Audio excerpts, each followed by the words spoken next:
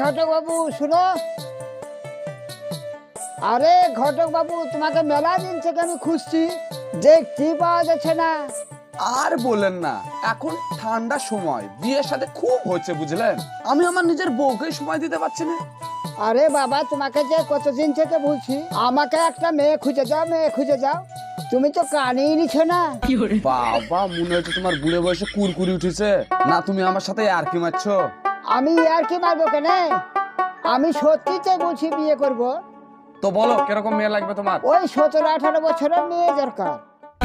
এই যে চাচা, কি কথা বললা তুমি? 17-18 বছর?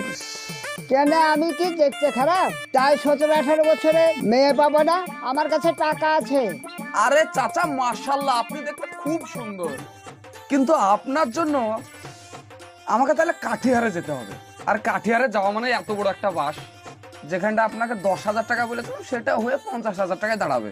আরে টাকার চিন্তা তুমি করবে না, টাকা যা লাগে আমি দিব, কিন্তু 17-18 বছরের মেয়ে পাবো তো আমি? আরে পাবা না মানে? আমার নাম হচ্ছে মাইনুল ঘটক, বুঝলা? আমার হাতে মেয়ে থাকবে না তো কার হাতে থাকবে? তাহলে 10,000 টাকা অ্যাডভান্স দিয়ে দাও, 1 মাসের মধ্যে যাও, তোমার আমি বিয়ে দিয়ে দেবো। ঠিক আছে, তাহলে কালকে বিকালবেলা এসে তুমি 10,000 টাকাটা নিয়ে যেও। ঠিক আছে তাহলে। 17-18 বছরের মেয়ে যেন পায়। হ্যাঁ তাহলে যাও, মনে থাকে জানো। হ্যাঁ।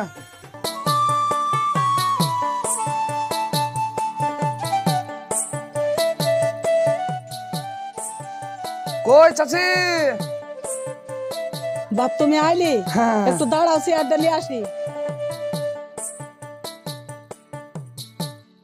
বসো বাপ বসো। আমার মেয়ের জন্য ডেকেছিলাম, মেয়েটার বিয়ে দেবে তো, তাই একটা ভালো দেখি ছেলে দেখো। হ্যাঁ, সবই তো শুনলাম। তো বলেন কিরকম ছেলে দরকার? আমার এই মেয়ে এই ছেলে নেবো আমি।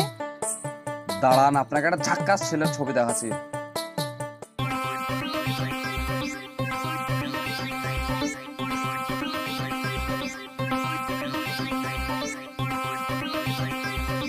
দেখেন ছেলে কিরকম।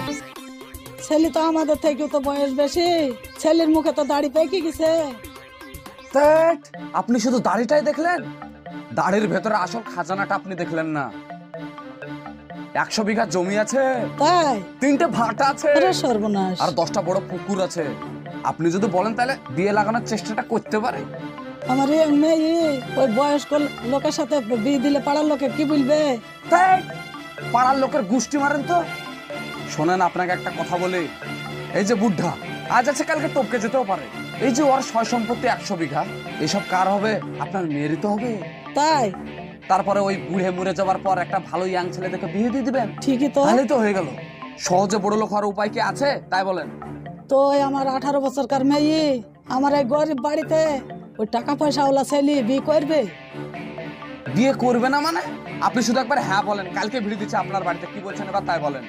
তাহলে বাপ বিয়েটা লাগিয়ে দাও, দেখে শুনে আমার মেয়েটা তাহলে বিয়েটা দিয়ে দাও। কিন্তু আমার 2 লাখ টাকা কিন্তু বিয়ে হওয়ার পর কিন্তু নগদ একবার কড় করে গুলি দেবো। দেবো বাপ, 2 লাখ টাকা দেবো আমি। আর একটা কথা, মেয়েকে একবারে চুপে চাপে রাজি করে রাখবেন জানেন? ঠিক আছে বাপ, ঠিক আছে। আচ্ছা ঠিক আছে, তাহলে আমি আসছি এখন, কালকে একটা সময় করে টুক করলে চলে আসবো। ঠিক আছে বাপ। আচ্ছা, সব রেডি করে রাখবে। হ্যাঁ হ্যাঁ ঠিক আছে।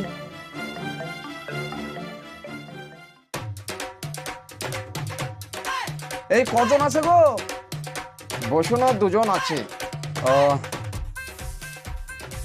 এই ছোড়া, তুই কি করছিস? ও তোমার ওই দাড়ি কাটতে আসলাম। ভালো আছো? বিয়ে তো দিলাম, আমার টাকাটা কবে দিবি? কিসের টাকা গো ভাই? বিয়ে করে ভুলে গেছিস নাকি? হ্যাঁ, তোর সাথে আমার 10,000 টাকা কন্ট্যাক্ট হয়েছিল, তার মধ্যে তুই 3,000 টাকা দিয়েছিস, আর বাদ বাকি যে 7,000 টাকা দিতে হবে সেই খেয়াল আছে নাকি তোর? ও সে তো তোমার সাথে 10,000 টাকা কন্ট্যাক্ট ছিল, 3,500 টাকা তো তোমাকে দিয়ে এসছি। আবার কিসের টাকা চাইছো? কত টাকা দেবো? মাথার টাকাটা কে দিবে রে? শুনো, তোমাকে ওই 3,500 টাকা দিয়েছি, তোমাকে আর 1 টাকা দিতে পারবো না, এই আগে বলে দিলাম আমি।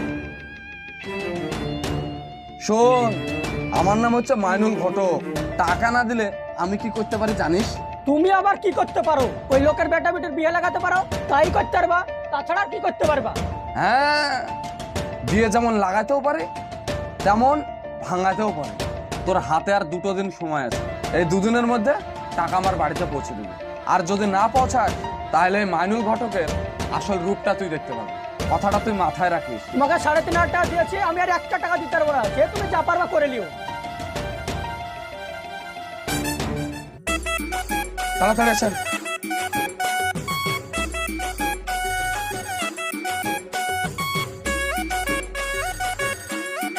বসেন কাজী সাহেব, আপনি এখানে বসেন। কই গো, সবাই চলে এসছে, তাড়াতাড়ি মেয়েকে বার করো। আরে আরে এসো এসো বুড়ি, ভয় নাই। প্রথম সো আমি আছি, ভয় নাই। এলো এলো, মালাটা পরে নাও। বসে দেন বসে দেন। আরে বসো না গো বুড়ি, ভয় কিসের? দুদিন কষ্ট হবে, তারপরে সব ঠিক হয়ে যাবে। বসো বসো বসো বসো। হ্যাঁ বস মা বস। কাজী সাহেব, আপনি তাড়াতাড়ি শুরু করেন। আচ্ছা ঠিক আছে। আচ্ছা জামাই বাবুর নাম কি? ওই তো ইলামবাড়ি মন্ডল। ইলামবাড়ি মন্ডল। হ্যাঁ। বাড়ি? বাড়ি হরিহরপাড়া। বাড়ি হরিহরপাড়া। ডিস্ট্রিক্ট? মুর্শিদাবাদ। আচ্ছা, মেয়ের নাম কি মা তোমার? মনিকা খাতুন। মনিকা খাতুন। বাড়ি? টোপলা টোপলা। আচ্ছা, টুকলা এমএসডি। হ্যাঁ। ঠিক আছে, জামাই বাবু সই করতে পারেন? হ্যাঁ পারি। পারেন? তাহলে এখানে একটা সই করুন। বাহ, ভয় নাই মা তোর। এখানে একটা সুন্দর করে সই করে দে তো মা। সই কর মা, সই করো, কোনো ভয় সই নাই করে দে বুড়ি। মা। অসুবিধা নাই, কোনো অসুবিধা নাই। হ্যাঁ, পরীক্ষার খাতায় যেভাবে তোমার নাম লিখো ওইভাবে লিখে দাও। খুবই ভাগ্য ভালো তোমার, জামাইয়ের সঙ্গে তোমাকে খুব ভালো মানিয়েছে মা। তাহলে আর কোনো ব্যাপার না। ফাইনালি বিয়েটা হয়ে গেল। তো চাচি, আমাদেরকে তো অনেক দূরে যেতে হবে, তো চাচাও বাড়ি যাবে। শুভ কাছে দেরি করে তো লাভ নাই, বিদায় তো দিতে হবে, শেষ বিদায়। তা তো তাড়াতাড়ি ঠিক। তো চলেন, গাড়িতে তুলে দেন। ঠিক আছে, আমি লিয়ে যাচ্ছি। চলেন, আপনি তাহলে মেয়েকে নিয়ে চলেন। সো মা সো, ওরকম চলো করিস চলো না। বুড়ি, চলো বুড়ি, অসুবিধা কোনো ভয় নাই। চলো, আমি আছি, বুঝলা? আসো। আমরা সবাই আছি। হ্যাঁ, চলো মা। আসো। মেয়ের খুব ভাগ্য ভালো।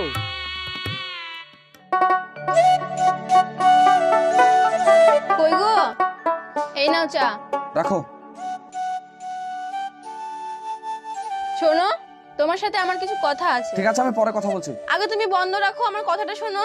হ্যাঁ বলো। তোমায় সেই কবে থেকে বলছি আমার একটা সোনার চেন বানিয়ে দাও, বানিয়েই তো দিচ্ছ না। আরে তোমার জন্য তো আমি এত খাটাখাটনি করছি। কার জন্য করছি বলো তো? হ্যাঁ, এখন বিয়ের সিজন, বিয়ে নিয়ে খুব চাপাচাপির মধ্যে আছে। তার মধ্যে লোকজন সব টাকা আটকে রেখেছে, এর জন্য টাকার হিসাব মিলাচ্ছি। এই মাসে তোমাকে আমি একটা সোনার চেন দিব না ভাবছি, সামনে মাসে সুন্দর দেখে একটা ডায়মন্ডের হার করে দিব। নাটক, সোনার চেন জোটাতে পারছো না, আবার ডায়মন্ডের চেন। আরে একজনের কাছে আমি 50,000 টাকা পাই, ওই মালটা যদি টাকাটা দিয়ে দেয় তাহলে আর অসুবিধা হবে না। সামনে মাসের 1 তারিখ না হইতে তোমাকে আমি দিয়ে দিবো, হলো? গত 3 মাস ধরে তোমার 50,000 টাকা জোগাড় হচ্ছে না। আরে তোমাকে সামনে মাসে দিলেই তো হলো। হ্যাঁ, আমাকে এখন হিসাব করতে তো বকনো বেশি। তোমার অত কথা আমি শুনতে চাই না। তুমি আমাকে সোনার চেনটা কবে দেবে না দেবে না সেটা বলে দাও। আরে দেবই তো বললাম, সামনে মাসে একই কথা বারবার বকো কেন গো? আচ্ছা, আর একটা কথা, তোমায় যে বললাম আমার ভাইয়ের জন্য একটা মেয়ে দেখতে, তার খবর কতদূর? হ্যাঁ, তোমার ভাইয়ের মেয়ে দেখা তো কমপ্লিট, শুধু তোমার বাবাই তো একটু টানা হিচড়া করছে। মানে? মানে বুঝতে পারছে না, টাকাই তো দিতে চাইছে না। টাকা দিলে দিয়ে দেবো। ছি ছি ছি, তুমি কি মানুষ? বাইরের লোকের কাছে টাকা নাও নাও, শ্বশুরকে তো অন্তত ছাড়ো।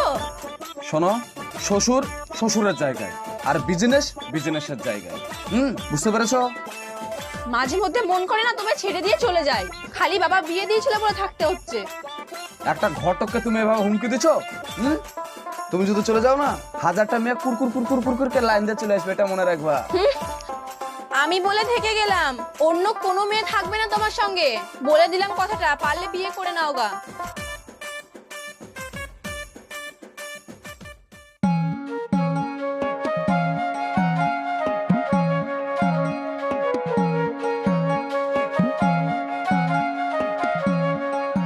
ঘটক মশাই একটু দাঁড়ান। কিরে, তুই আমার বাড়িতে? বল, সংসার জীবন কেমন কাটছে? সবকিছু জানার পরেও কাটা গায়ে নুনের ছিটা মারছেন ঘটক মশাই। হ্যাঁ, এতদিন আগে আর বুঝতে পারলে একটা ঘটক কি করতে পারে? তোকে আমি বলেছিলাম না যে আমি তোর বিয়ে যেমন লাগাতেও পেরেছি, ভাঙাতেও সময় লাগবে না। তা ঘটক মশাই, আমি হয়তো বুঝতে পারিনি আপনি এত কিছু করে ফেলবেন।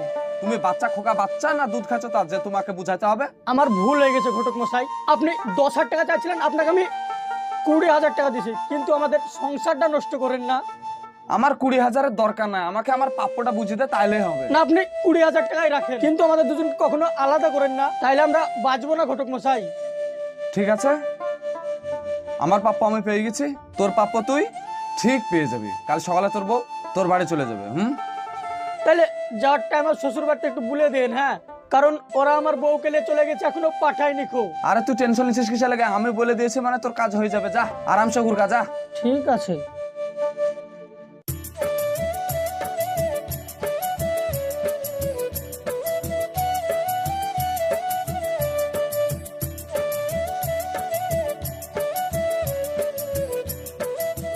এই ঘটক মশাই থামো, তোমার বাড়িতে আমি যাচ্ছিলাম।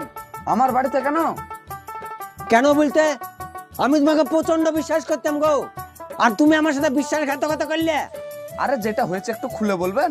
খুলে বলতে, আমার এই নম্র ভদ্র মেয়ে তোমাকে একটা ভালো ছেলে দেখে বিয়ে দিতে বললাম, আর যে ছেলের সাথে তুমি বিয়ে দিয়েছো ওই ছেলে পাক্কা মদখোর, জুয়াখোর, গাঁজাখোর। মদ খেয়েছে, গাঁজা খেয়েছে, আমার মেয়েকে মারধর করে, অত্যাচার করে, মারে, ঠিক মতন এক মুঠো ভাতও খেতে দেয় না। দাঁড়ান, আপনার কথা আমি শুনলাম। বুড়ি, তোমার স্বামী তোমাকে মারে? হ্যাঁ, রোজ রাত্রে মদ খেয়েছে, আমাকে ধরে ধরে মারে। তুমি কি তাকে কিছু উল্টে পাল্টা কথা বলো? ওকে আমি কিছু বলি না, তাও আমাকে ধরে ধরে মারবে। আমার মেয়ে উল্টে পাল্টা কথা বলার মতো মেয়ে না, তোমার নামে আমি কেস করবো। শোনেন চাচা, একটা ঘটকের কি কাজ বলেন তো? ছেলের পক্ষ থেকে দুটো হাত নিয়ে আসা আর মেয়ের পক্ষ থেকে দুটো হাত নিয়ে এসে মিলে দেওয়া হচ্ছে একটা ঘটকের কাজ। তারপরে সংসার টিকলো কি টিকলো না ওই বিষয়ে আমাকে আর বলেন না। এই বলি তুমি পার পেয়েছবা? হ্যাঁ, আমি 1 যোগ্য টাকা খরচা করে বিয়ে দিয়েছি, তখন তো তুমি টাকা কম লাওনি। শোনেন, গোটা দেশ বিদেশে আমি বিয়ে লাগাচ্ছি, কোনো সমস্যা আছে না? আর আপনার মেয়েরই সমস্যা আছে? হ্যাঁ, আপনার কথা শুনে যা মনে হচ্ছে নিশ্চয় আপনার মেয়েরই দোষ আছে, আর আপনারও দোষ আছে। আমার মেয়ের দোষ আছে? হ্যাঁ, আছে। আমি এক্ষুনি থানায় যাচ্ছি, তোমার নামে এক্ষুনি থানায় যে আমি কমপ্লেন করছি। এই মা,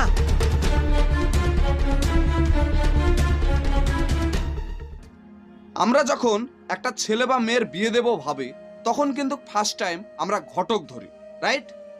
কিন্তু আমরা এখানেই ভুল করি।